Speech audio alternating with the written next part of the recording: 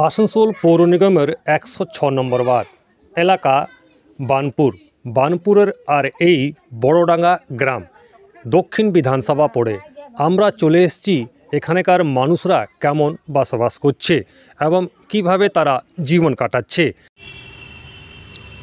2024 লোকসভা নির্বাচনের সমীক্ষায় নেমেছি আমরা।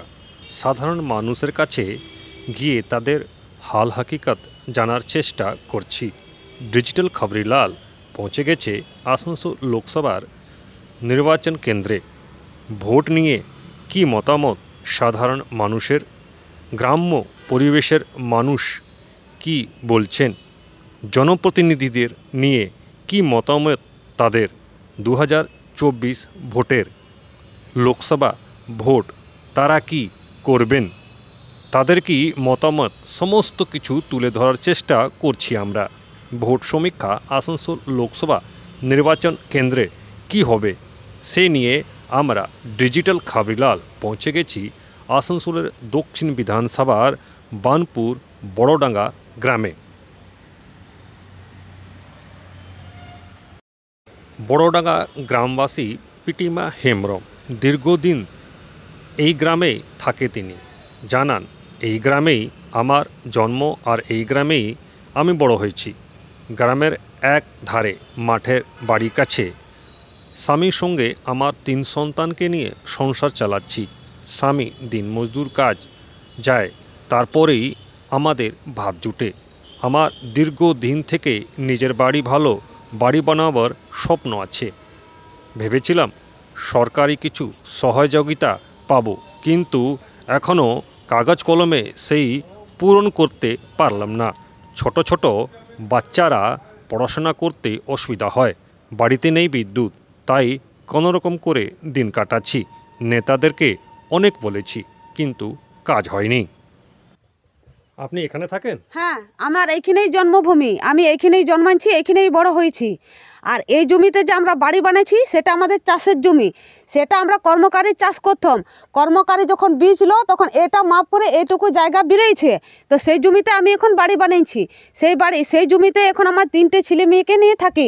আগে মায়ের বাড়িতে থাকতো, মায়ের বাড়ি পাড়ার ভিতরে, তারপর মায়ের বাড়িতে তো সবসময় থাকা যায় না, তখন আমরা এই জমিটা বেরোলো, তো বলছি তাহলে এইখানে আমরা দখল জমি, তখন আমরা এইখানে এই ঝুপড়িটা করেছি। কিন্তু আমার স্বামীরও সেরকম রোজগার নেই, আর আমরাও সেই রাজমিস্ত্রি কাজ করে 3টে ছেলে মেয়েকে পুষছি।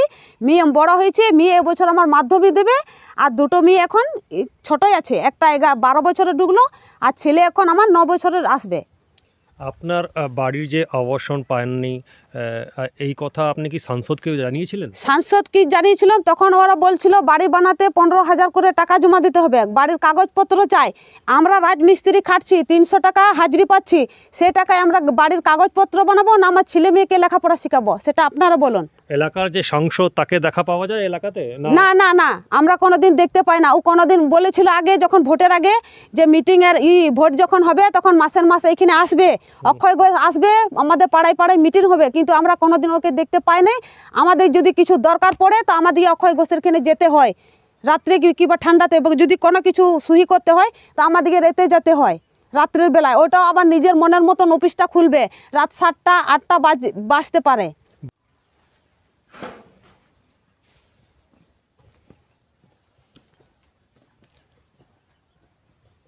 আপনি এখানে থাকেন? হ্যাঁ, আমার এইখানেই জন্মভূমি, আমি এইখানেই জন্মাচ্ছি, এইখানেই বড় হয়েছি। আর এই জমিতে যে আমরা বাড়ি বানাইছি সেটা আমাদের চাষের জমি, সেটা আমরা কর্মকারী চাষ করতাম। কর্মকারী যখন বীজলো তখন এটা মাপ করে এইটুকু জায়গা বেরিয়েছে, তো সেই জমিতে আমি এখন বাড়ি বানাইছি। সেই জমিতে এখন আমার 3টে ছেলে মেয়েকে নিয়ে থাকি। আগে মায়ের বাড়িতে থাকতো, মায়ের বাড়ি পাড়ার ভিতরে, তারপর মায়ের বাড়িতে তো সবসময় থাকা যায় না, তখন আমরা এই জমিটা বেরোলো, তো বলছি তাহলে এইখানে আমরা দখল জমি, তখন আমরা এইখানে এই ঝুপড়িটা করেছি। কিন্তু আমার স্বামীরও সেরকম রোজগার নেই, আর আমরাও সেই রাজমিস্ত্রি কাজ করে 3টে ছেলে মেয়েকে পুষছি। মেয়ে বড় হয়েছে, মেয়ে এবছর আমার মাধ্যমিক দেবে, আর 2টো মেয়ে এখন ছোটই আছে, একটা 12 বছরে ঢুকলো, আর ছেলে এখন আমার 9 বছরের আসবে। আপনার বাড়ির যে আবাসন পাননি এই কথা আপনি কি সাংসদকে জানিয়েছিলেন? সাংসদ কি জানিয়েছিলাম, তখন ওরা বলছিল বাড়ি বানাতে 15,000 করে টাকা জমা দিতে হবে, বাড়ির কাগজপত্র চাই। আমরা রাজমিস্ত্রি খাটছি, 300 টাকা হাজিরি পাচ্ছি, সেই টাকায় আমরা বাড়ির কাগজপত্র বানাবো না আমার ছেলে মেয়েকে লেখাপড়া শেখাবো? সেটা আপনারা বলুন। এলাকার যে সাংসদ তাকে দেখা পাওয়া যায় এলাকাতে? না না না, আমরা কোনোদিন দেখতে পাই না। ও কোনোদিন বলেছিল আগে, যখন ভোটের আগে, যে মিটিংয়ের ভোট যখন হবে তখন মাসের মাস এইখানে আসবে। তো আমরা এত টাকা যদি আমাদের এখানে থাকতো তাহলে আমরা এই ঝপ্পড়পাটিতে কিনে থাকবো? আমাদের তো নিজস্ব ভালো মেয়ে ছেলে, আমিই তো চাই যে আমার মেয়ে ছেলে ভালো পাকা বাড়িতে আসুক, লেখাপড়া করুক। এই যে মেয়ে চার্জার বাতি নিয়ে পড়ছে, চার্জার আমরা লাইন কিনতে পারছি না, বাড়ি বানাতে পারছি না, বাড়ির কাগজপত্র করতে পারছি না, কোথা থেকে করব? আমরা তো 300 টাকা রোজগার করছি, 300 টাকার মধ্যে আমাদের কি হবে বলো? ভোটের সময় নেতারা ভোট চাইতে আসে, তারপর কোনো দেখা নেই। বধূ সোরেন গ্রামবাসী জানাচ্ছে, আমাদের কাঁচা বাড়ি, তিরপালও জোটে না, কোনোরকম করে দিন কাটতে হচ্ছে। হ্যাঁ, আমাদের যে সরকার থেকে কোনো পাওয়া যায় নাই। এই যে তিরপল ছাড়া কিছু পাওয়া যাচ্ছে না, কোনো ছেঁড়া থাকছে, আমাদের জল বাদল এমনি থাকছে আমরা। হ্যাঁ, বাড়ি আমার নেই।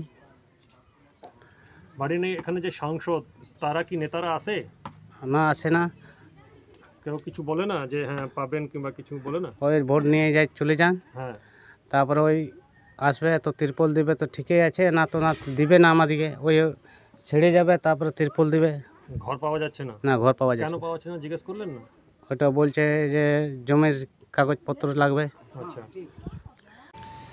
এক নয় দুই নয়, বেশ কিছু মানুষদের অনেক অভিযোগ রয়েছে। আমরা তাদের হাল দেখলাম, শুনলাম তাদের সমস্যা। এখনও দেখাবো যে বাড়ি ভেঙে পড়েছে কিন্তু তাকে মেরামত করা তাদের কাছে নেই অর্থ। এমনটাই এক পরিবারের সঙ্গে কথা বলেছেন ডিজিটাল খবরিলালের আসানসোলের প্রতিনিধি মোহন সিং। আমরা দেখলাম যে বেশ কিছু বাড়ি এখানে তারা এখন তিরপালও জোটেনি, কিছু কিছু জায়গা তিরপালও ছিঁড়ে পড়েছে, কিন্তু সেইভাবেই শীতে তারা দিন কাটছেন।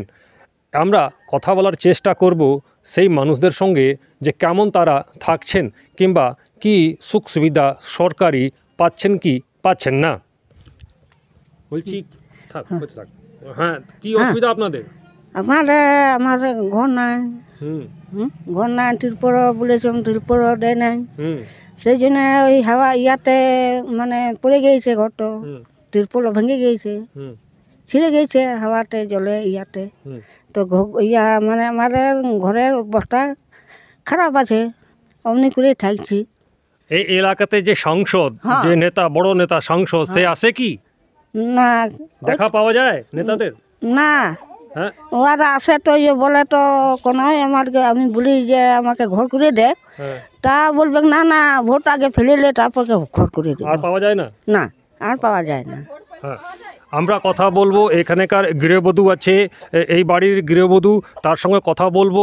হ্যাঁ, এখানেকার যে মানে নেতা, যে সাংসদ, সে কি দেখা পাওয়া যায় এখানে? না, দেখা পাওয়া যায় না।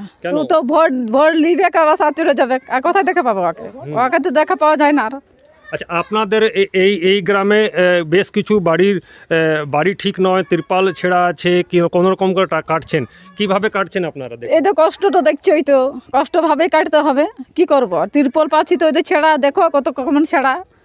সরকারি আবাসন দেওয়ার যে, আবার সরকারি কি করবে? সরকারি শুধু আসবে, তিরপল দিবে, একটা বাসা চলে যাবে, তবে আর কি করবো? গরিব মানুষ বলতে জানি, আমরা তো আর নিতে পারবো না। আমরা কথা বলছিলাম বেশ কিছু মানুষদের সঙ্গে, তারা এখনও বাড়ির যে সরকারি আবাসন সেই পায়নি, আর তারা সরকারি সুখ সুবিধা থেকে বঞ্চিত রয়েছেন। এবং তারা বলছেন যে যারা সাংসদ কিংবা নেতারা, তারা ভোটের সময় ভোট নিতে আসে, কিন্তু তারপরে দেখা পাওয়া যায় না, শুধু প্রতিশ্রুতি দিয়ে যায়, কিন্তু কাজের কাজ হয় না। আমাদের এইভাবেই জীবনযাপন করতে হচ্ছে। আসানসোল থেকে খবরিলালের জন্য মোহন সিং। ডিজিটাল খবরিলাল, খবর আপনাদের, নজর আমাদের।